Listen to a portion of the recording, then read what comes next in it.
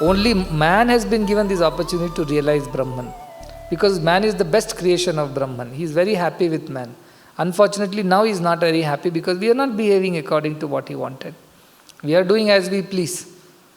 We have forgotten the goal of life is realization of Brahman. We are running behind all kinds of Maya. That's why he is unhappy. So once in a while he is going to shake the boat, rock the boat and make you think, what are we doing here? So this is Brahman's idea, and be devoted and dedicated to that idea of Brahman. You have no fear whatsoever.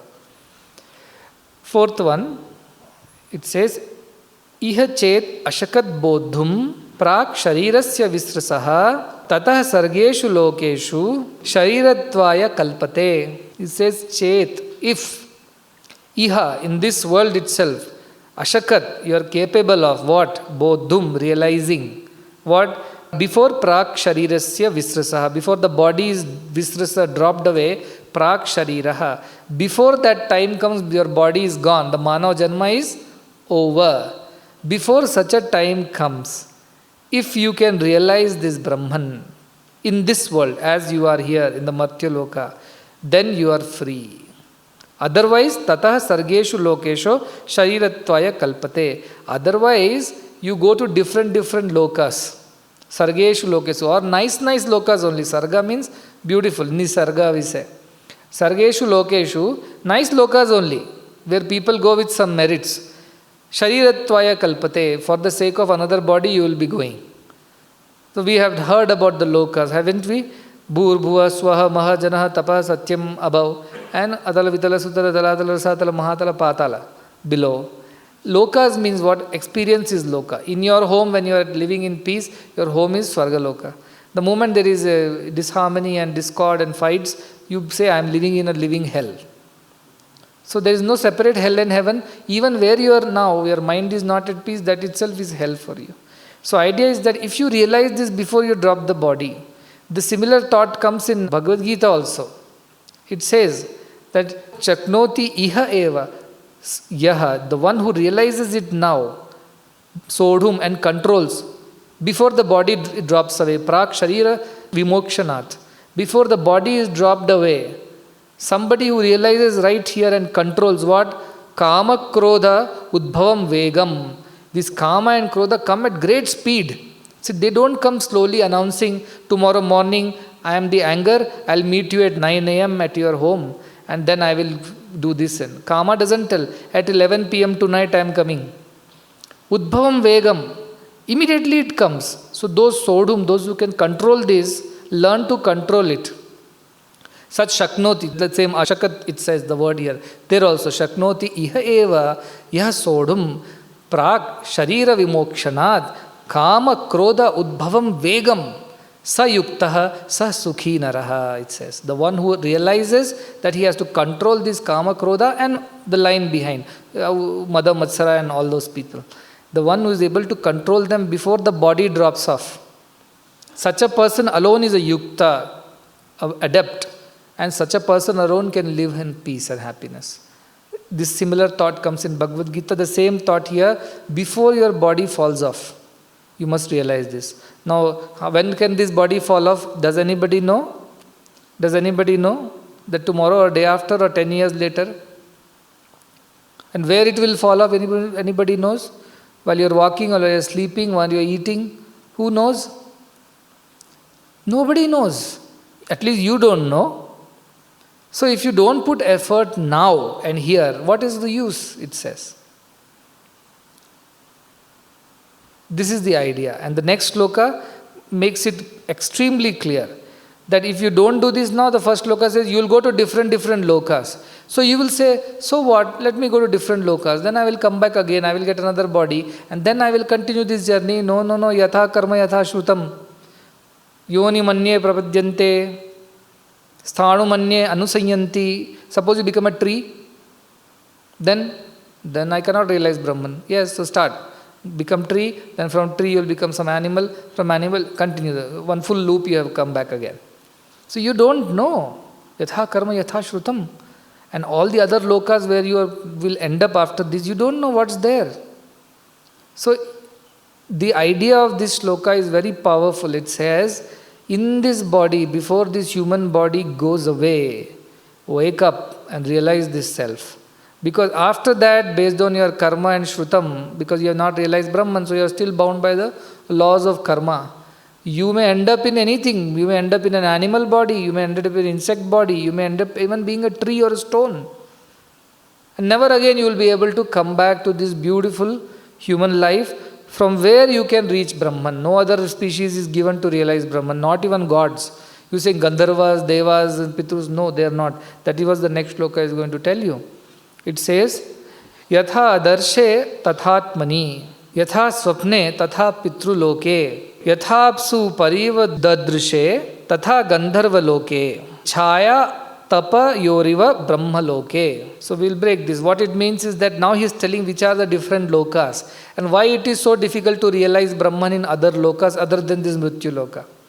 You may think gods are very powerful, they can fly across the sky, they can bring rains and thunder, they can do so many things. But truth is that they can do all that, but they cannot realize Brahman. That is not given to them, see. A human being may not be able to do all those, so to say, powerful things, but for human being it is given to realize Brahman. This is the idea. So he says, in this body when you are, this knowledge of Brahman is as clear to you as a reflection in a clear mirror. Yatha adarshe, in the mirror, how you can see your own reflection, that clearly you can see Brahman when you are in the body, it says. Means that knowledge is very clear. If that mirror of the mind is clear, clean, Brahman will reflect there, it says. It's an analogy, it's a upama, a simile to be used. So it says, as you can see your reflection clearly in a mirror, so also you can realize this truth in this world without any confusion. But in Pitruloka, if you land up, means you have died, now you have become a Pitru. It means you are the Preta and you have landed up in Pitruloka. In Pitruloka, realizing truth is like seeing a dream. You may think you have realized the truth, but you have not realized it. In a dream, nothing is clear. We don't even remember sometimes when we wake up from a dream. What did we see? So in Pitruloka, even if you have realized Brahman, you may forget about realizing Brahman. It may go back again to the same ignorance. And you will again end up in the same. So in like dream, nothing remains real. Nothing remains. Like that in Pitruloka, if you land up after death, and you think, no, there I will sit and do meditation and realize Brahman, please know that there realizing Brahman is as if you realize something in a dream. In a dream, you are not the king, you are not a beggar. Like that, if you realize Brahman in Pitruloka, you have not realized Brahman at all. It is not clear at all, that loka. And what else is there? He says, no, if I am still better than my Pitrus, I am like a good ending up with the gods, with gods and heavens, where people of greater merits go. He says, Yatha apsu pariva dadrishe tatha gandharva loka. Then there is a Gandharva loka which is in Devatas. Where do these Gandharvas live? They live in Gandharva loka, which is Deva loka. But their problem is what? They're always busy in their dance and singing Tava. That's why Tavaivaha Tav Nritya Gita. Because he knows these Nritya Gita people are so lost in themselves. They won't listen to anything. So these Gandharvas are always lost in their own mind. That is why Gandharvas are very, very fickle-minded, they say. Very emotional. So in Gandharva Loka, you think you will realize Brahman. Listen, my child, realizing Brahman in Gandharva Loka is like seeing your reflection in water. If water keeps moving, your reflection also keeps moving. You can't clearly see. Still water is not possible because Gandharva's mind is very fickle. So what happens in a moving water, you can't see your reflection. Likewise, in Gandharva Loka, if you want to realize Brahman, it will be as good as seeing your reflection in a moving water. In water which is not still. So you will not realize Brahman, it is what is saying. And then only place you can really know Brahman clearly is Brahma Loka. Brahma Loka means where Prajapati Brahma, not the Brahman. Because Brahman has no Loka. Brahma Loka is that Satya Loka. Mahajana Tapa Satyam. The highest Loka is called Brahma Loka or Satya Loka. In that Loka, it's very clear. How clear it is? Like shadow and light. In Brahma Loka alone, this idea of Brahman and the Jagat is so clear, like shadow and light. But that Loka is the highest Loka. To go there only you have to do enough and more efforts in this Loka. How many yajnas, yagas and pujas and pariharas as per the Shastras to go to Brahma Loka like Trinachiketa Agni. All that if you do, you will go to Brahma Loka. There Brahman is very concept is clear. But you are so lazy that in this human birth you don't want to realize Brahman. You think you will put efforts, go to Brahma Loka and then realize Brahman. Forget it. This is the sarcasm. This is the idea. In this body here, if you realize Brahman, it's as clear as seeing your reflection in a mirror. It's so obvious, without any problem. If you go to Pitraloka, die, then it is like seeing a dream. I have realized Brahman, but you have not realized Brahman. If you go to Gandharvaloka because of better merits, your mind will be so fickle and busy with enjoyments of the Swarga. You remember there? Swarge loke na bhayam kinchan nasti na tatratam na jaraya vibheti ubhe ashna pipase ubhe tirtva. You have finished your eating and drinking happily and shoka adiko modate Swargaloka. You are basically going to Swargaloka for what? To enjoy life. So are you going to be thinking of Brahman there? You will be thinking, I have done so much good, now it's time for me to enjoy life in Swarga. So where thinking of Brahman will happen there? So in that loka, trying to see Brahman is like trying to see your reflection in water which is not still. The only place where it is very clear is in Brahmaloka. But to reach Brahmaloka, the amount of effort that you have to put, better you put that effort in this world to realize Brahman. This is what he is trying to say. This world means, again he is told, Prak sharirasya visrasaha, before your body falls off. And you don't know when your body is going to fall off. That's what when somebody said. But at least Parikshita knew 7 days later he is going to die. And what did he do? Next 7 days, he spent every single minute listening to Shuka's discourse on Krishna Leelas. The Bhagavatam came about like that. And after 7th day, he died. He couldn't save himself because nobody can change the death. Then what happened? But he died a peaceful death. He died liberated. Otherwise, he would have died in fear. But he died in a liberated mind. He had no fear while dying. So yatha karma yatha shrutam. Because he heard all the beautiful stories of Krishna, of Bhagavatam. And karma is what? He sat and meditated on this. So therefore he attained Krishna. So that is the idea of realizing Brahman now and here. Don't wait to go to Pitraloka and Gandharvaloka and Brahmaloka. That much effort if you are putting to go to Brahmaloka, as well put efforts to realize Brahman here itself. What is the point in doing that then? Do it now. That is why it's so important. Now is most important. Present is omnipresent. What you do now is all that is in your hand. Tomorrow we have not seen. Yesterday is already gone. All that is which is there is today and now. So don't delay is what the idea of these shlokas are. Before this body disappears, you never know when it will disappear. Pancha bhautika maina, durbala maina kayambu. It is a very weak body. We don't know when it will fall. Therefore, now and here, work hard, realize Brahman, and don't delay and postpone for another day. No, there is no another day. You may die any day. So better not take chance and do as everything that is required in order to realize Brahman here and now. That is the purport of the shlokas. Don't wait for another loka, another birth, another yoni. We never know what's coming our way next. The next one shloka is Indriyanam prithak bhavam udaya astamayau chayat prithak utpadyamananam matva adhiro na shochati. So how do we deal with our indriyas in the world which is right now we are in? He says, know that all these indriyas which are there, prithak, they are different from the truth. The truth from which they are udayam astau chayat. They are born and they disappear. Like the waves are born of the ocean and disappear into the ocean. Like these indriyas are born and they die or disappear into the same truth. But they are different from the truth because they are illusions. And we get stuck with the illusion of the indriyas. And how are these indriyas? Shobhava, Jarayanti Tejaha. They come today, they disappear tomorrow, but in between they take away all our time, energy and vitality. They leave us with no energy. Like you could go for a marathon and come back. You are tired. I mean, most of them will have to be carried back after the marathon to their rooms. But then what? You drink some energy drinks and eat your food. By afternoon, you are back to your senses. Likewise, this one, Indriyas are very, very bad. Why? Because they distract you like anything. And then whatever they haranti, how with force they say, they steal your attention away from Brahman, these Indriyas.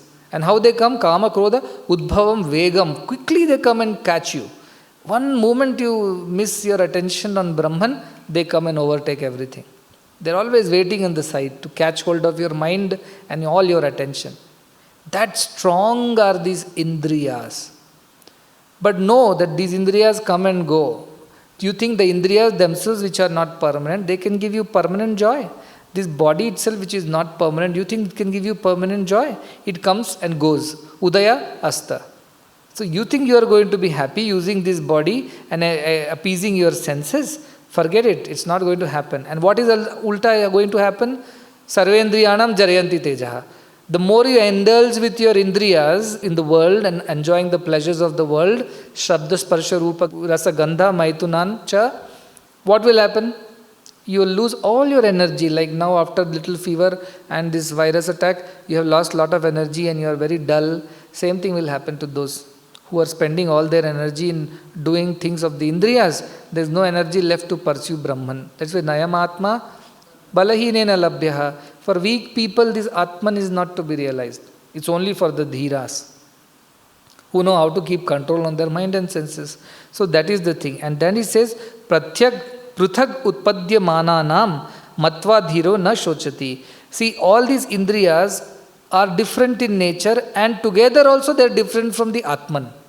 Look at eyes, see, they cannot smell. Nose smells, it cannot taste. Tongues taste, they cannot hear. Ears hear, they cannot see. Even every indriya by themselves are different in nature. And together all these indriyas are also different from the Atman.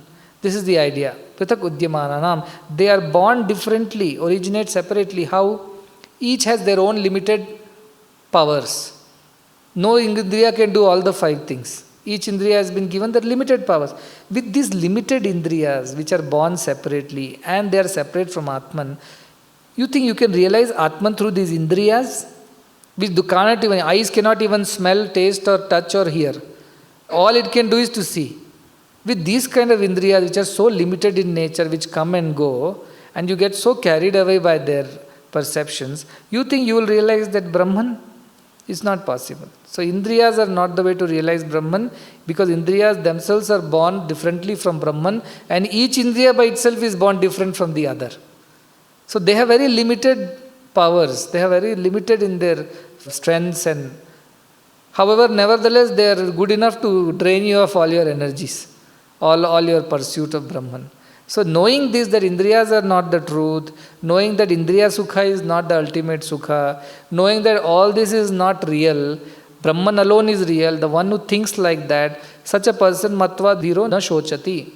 That dhira who has discriminated, indriyas are not truth, indriyas are born separately and they have their own separate existence with their separate faculties. Brahman is different. The one who realizes dhira na shochati never comes to any grief. Why? Because he never indulges in that which is not necessary. Yached vang manasi pragya tad yached jnanam atmani. This is the reason why that shloka is so powerful and important. Withdraw your indriyas and mind. How? Kurma ganiva samharate yada. Like how a tortoise withdraws its limbs. When it sees danger coming, withdraws. And how quickly you have to withdraw? Kama, krodha, udbhavam, vegam. Very quickly they come. This kama, krodha and all these indriya prabhavas. So immediately you have to withdraw.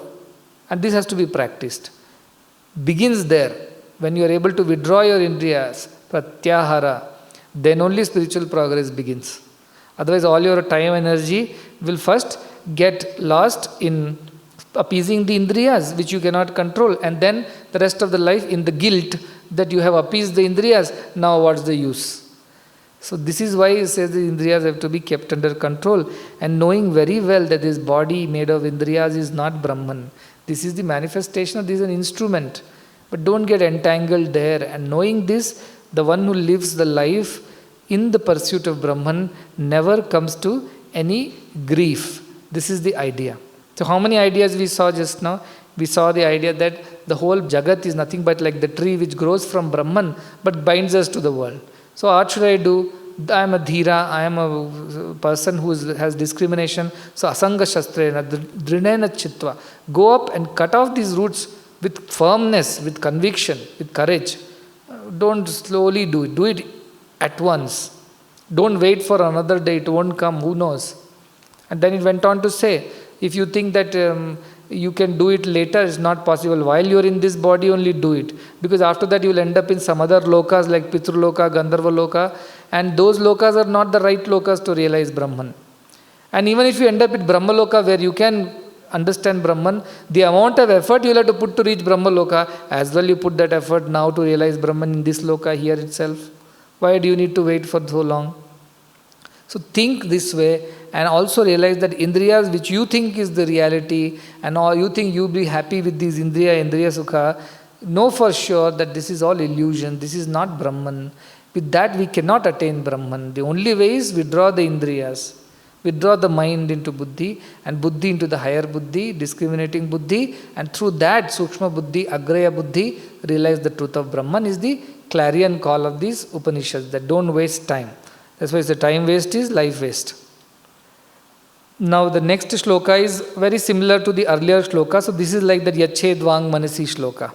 So let us go through that. It says, Indriyebhya param mano manasah sattvam uttamam sattvadadhi mahanatma mahato avyaktam uttamam. Next shloka also. Avyaktaktu paras purusho vyapako alingam evacha yam gyatva muchyate jantuhu amrutatvam cha gacchati. So it's similar like Indriyebhya parahi artha arthebhya param manaha manasastu para buddhi buddhe jnanamatmani mahatam paraha. That 8 step we saw.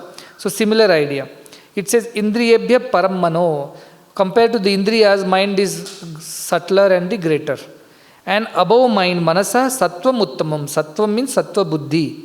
From your mind, which is only the collection of data with the Indriyas, buddhi which analyzes this data, if it's sattva buddhi, then it is uttamam. Suppose it is rajo buddhi or tamo buddhi, no uttamam. Sattva uttamam. If you have the sattva buddhi to realize real and unreal, nitya, that is sattva buddhi, that is better than that. Sattvadadi mahanatma, and this greater than that, superior to this sattva buddhi is what? Mahan buddhi, which is the Hiranyagarbha buddhi, like we say that, which is the cosmic consciousness, the mind of the God. It knows better than our individual thinking. It means don't think about your individual, think collective, society way. It is better than your selfish individual thinking. Think selflessly is what it's saying. So Mahanatma, Mahato Avyaktam Uttamam. Above Hiranyagarbha is Ishvara. He is unmanifest Brahman only. Why is unmanifest? Because he is not yet shown his power. He is the potential energy. It has not shown a kinetic aspect. So Ishvara is thinking but not created yet. So Avyaktam is greater than the Hiranyagarbha, we know that. And Avyakta to Para Purusham. Above Ishvara is the ultimate Purusha, who is Brahman himself, Para Brahman.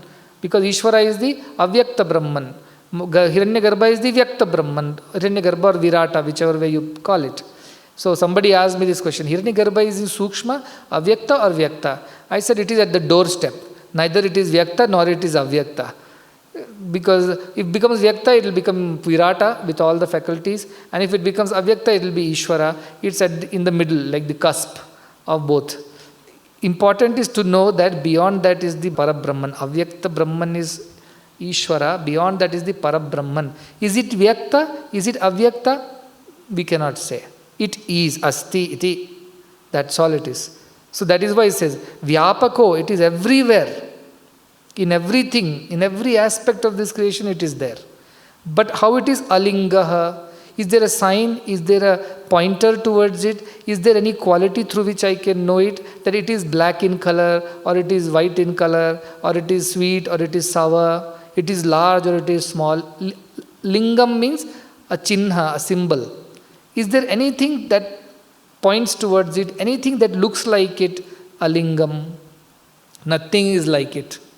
So, evacha, that is the truth of that ultimate. Yam gyatva, the one who comes to know of it. Muchyate jantuhu. From this birth of a jantu, muchyate, he has redeemed himself.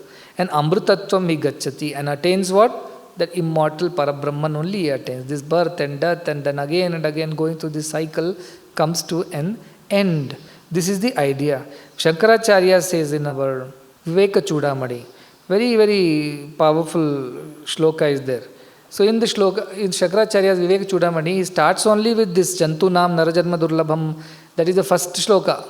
After his stuti to his guru, he says, of all the beings, which is 84 lakh species is what our Upanishads, Vedas say, human birth is the rarest of the rare. And then he goes on to say in the second shloka, Manushyatvam, Mumukshatvam, Mahapurusha Samshraya. These three, if you get, you are very, very lucky. It's God's grace that you have got all the three. Manushyatvam you have got of all the animal species. Mumukshatvam you have got the desire to attain moksha. And Mahapurusha Samshraya, a company of a noble one you have got. Because only being a human, wanting to know Brahman is not enough. Somebody has to teach you how to go about it, how to realize that Brahman. Otherwise, you will be simply going in circles without proper guidance. So it's so important. And the third shloka he says, Labdhva katham chin narajanma durlabham. Somehow you have, by hook or crook, you have attained the human birth. Labdhva katham chin narajanma durlabham. The rarest of the human birth you have somehow acquired. Then tatrapi, in that also, pumsatvam Shruti Paradarshanam. In that also you have attained the male birth and Shruti Paradarshanam. You have understood. Darshanam means you have understood all the philosophy and Shruti. The entire philosophy of the Vedas you have understood. On the girl side will say, why this male birth? Why they are not saying Stristam? Why Pumsatvam? In those days, this knowledge of Vedas were available to only men. Women were not allowed to go to Vedic schools and colleges. For a long time, this was the culture. So when Shankaracharya was writing this, obviously the culture was when women were not given much importance for average women were not given much importance. Like that Ubaya Bharati was there who was equal to Shankara in a debate. So like that there were those Gargis, Maitreyis and people like that. But for average women, the access to Brahmagyana, access to Vedanta, Vedas was very, very difficult. That's why he said that you are not born a woman, you are born a man. Shankaracharya was born around that time, 800s, 900s time, so almost 1400 years before. And in that time, the social structure was such that women were not getting an opportunity to even go to Gurukulas or learn Paravidya like that. Nor they could just walk away from the home and become sannyasins. Everybody couldn't become Akka Mahadevi or Mirabai. Look at what difficulty Mirabai and Akka Mahadevi had to go through. So you cannot compare. So that is why he said that men born as first of all human being, on top of that born as a man, on top of that having learnt Vedas and got access to the Shruti Darshana. And then what? After all these things, Yastvatma Muktau na yateta mudadihi, that person who for his own liberation does not put effort, that foolish fellow, how is his situation? Sahi Atmaha Swam Vinihatya Sadruhat. That person is how? As if he is committing his own death, it means he is committing suicide. If you are born as a human being, on top of that you have learnt Upanishads, that to Kathopanishads, one of the gem of the Upanishads. After this also, if you don't put any efforts to liberate yourself, we'll do it tomorrow, after 10 years, that fool Mudadi, Sahyatmaha Swam, that person is on his own, by his own effort, Vinihantya Sadrahat, killing his own self. This is the story. Same thing says Ishavasya Upanishad says, Andham Prama Pravishanti, Suryanam te loka, Andhena Tamasavritaha, Tam Pretyavi Gachanti, Yeke cha Atmahano Janaha, he says. They enter the world called Asurya Namaloka, where Sura means deities or gods. Asurya means demons. No, they are tortured by all the demons, Kama, Krodha, Lobha, Moha, Mada, Matsara. They enter such a world which is covered in darkness. Andhena tamasa avritaha.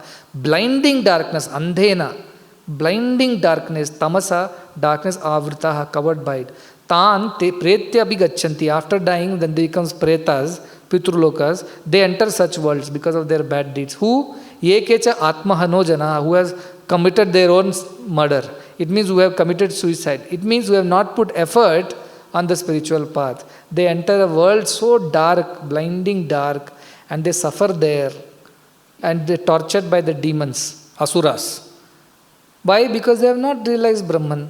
So after having got a human birth and the birth of somebody who has gotten access to this education and understanding, after that also if you don't put an effort to realize Brahman, you are such a fool who has committed suicide. This is the equivalent of what it has been spoken in other places.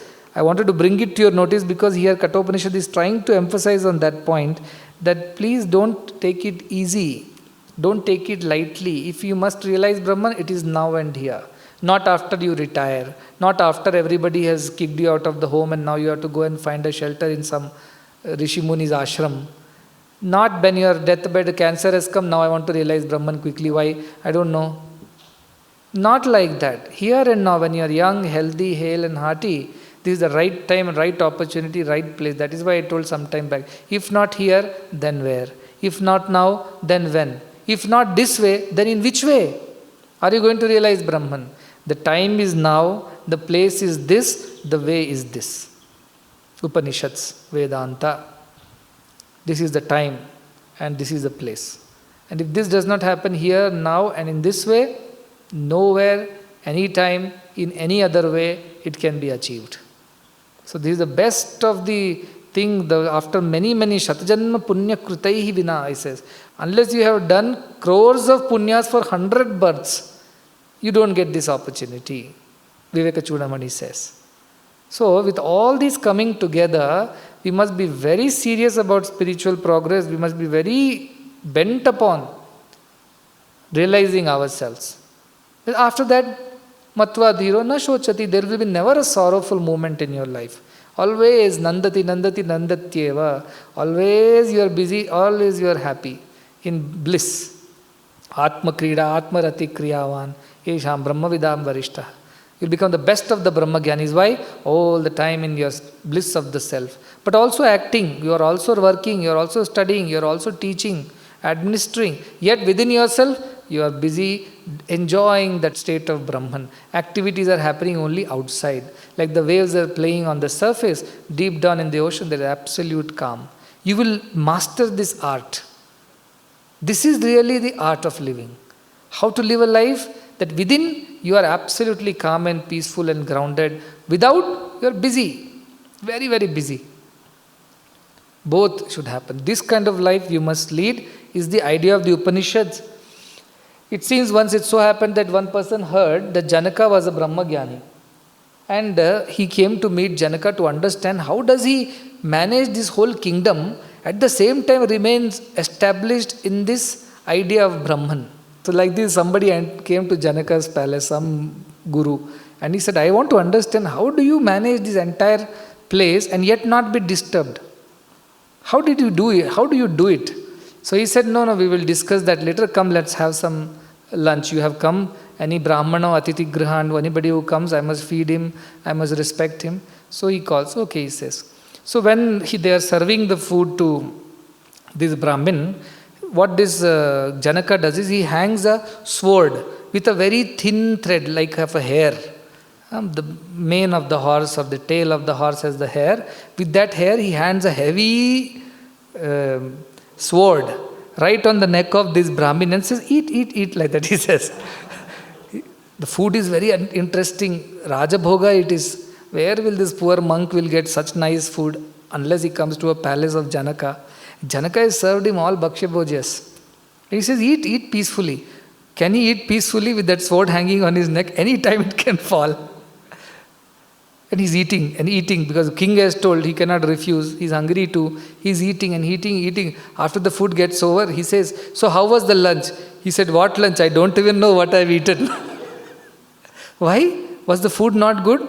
He said, food was good or not, I don't even realize why, because my mind was always on the sword which is hanging on top of my neck. When it will fall and when I am done. And you are the king, I can't even talk back. Out of fear, I was eating something, but I ate khara, or I ate sihi, or I ate papad, or I ate puri. I don't know what I have done.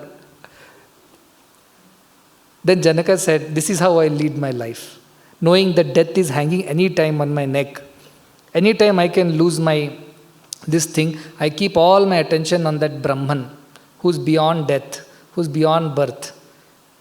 And I go on doing. So it means I am doing everything without getting attached to anything. Like somebody who's having a sword hanging on the neck cannot enjoy the food. Oh, this is sweet. Give me one more cup of paisam. Would he ask? He'll say, the earlier I finish the food and vanish, the better it is. He's not going to demand second helping, third helping. Like that, remember, Harate Nimishat Kala Sarvam. Kala is always, the Kala Khadga is hanging on your neck. Any moment it can drop. So don't waste your time. Remember that Brahman alone is real, Jagan Mithya, and whatever you have got to do in this world, be it teaching, learning and playing and administering, do it as it comes, without getting involved. Like this man cannot get involved with the food. So Janaka teaches him a practical lesson, Bodha, that this is how you must lead your life in the world, always mindful that death is inevitable, and I must realize Brahman before such a day comes, body drops away. So how can I enjoy all these things? How can I enjoy pleasures of the senses? How can I enjoy? It's not possible. I may do it because I must do it. But beyond that, can I get involved and entangled in them? Not possible. So like that, one has to be mindful of time, mindful of the opportunity, mindful of all that Brahman has brought your way for you to realize. And not get too entangled in your Indriya and Indriyarthas. Then you have lost the whole thing. Then what will happen? Instead of finishing his food, he would be asking second helping, third helping, and sometime that thread will snap. So that is the idea. Live in this world, but let not the world live in you. Let the boat be in water, let not the water come inside the boat. This is the secret of living. Only a Brahmagyani can live like this. Let there be a storm, let there be calm, doesn't matter. Every time he is able to take things as it comes. So this is a very, very important thing. Only Brahmagyanis can live in this world and not let the world live in them. All others will get sunk. That is the Bhavasagara, they go inside. Why? Because they have forgotten. That is why Shurasya Dhara Nishta Durutyaya. All the time you have to be mindful that Brahman realization is alone the truth. All this is false, and you make a mistake, get entangled with your senses and mind, Shurasya Dhara. You're walking on the razor's edge, so it will cut you into two. So being mindful, merge your Indriyas and Indriyarthebhyas into mind, and take the mind, merge into Buddhi, means without Buddhi's saying, without Buddhi's command, the mind and Indriyas should not behave. And this Buddhi you merge it into the higher Buddhi, at least individual consciousness is me, I, myself, from there, us, ours, higher buddhi. Let for everybody's sake let us do things, not for my sake. And from there the highest buddhi is what? Let God's sake only everything happen. It's not about me, it's not even about you, it's about what Brahman and God wants. And leave it at that and behave accordingly. Everything will be perfect. Nothing is imperfect in God's creation. Everything is perfect. Like the apple is perfect on the tree and pumpkin is perfect on the ground. Everything is perfect. Nothing to worry, nothing to, because he is standing with his sword up. Mahat bhayam. Very scary he is. You think anybody can misbehave in front of him, including Mrityu? Mrityu dhavati panchama. I am the fifth one who runs. With his fear says Mrityu himself. You think anything can happen if you are established in this thought of Brahman? Should you lead life like those rats and insects? Scared of their death all the time, ahara nidra bhayam maituna, keep going in the same circle. You are greater than that. You are Brahman. Realizing that, be fearless and be cheerful at all the times. A, B, C, always be cheerful. This is what it is. How can I be cheerful always, Swami? So many problems in life. No problems are there. All this is design of Brahman. We have not learnt our lessons, so he keeps putting some new tests and challenges and problems. If we have become adept at it, we will not even see it as a problem. We will just walk through it peacefully without realizing. Prahlada never felt any problem. His father was putting so many problems. Prahlada never cried and said, do this, do that. Even Narayana Mantram, Narayana Bhajanam. What else he had chanted? Nothing. So no problem is a problem for a Brahmagyani. Every problem is an experience. It's a lesson.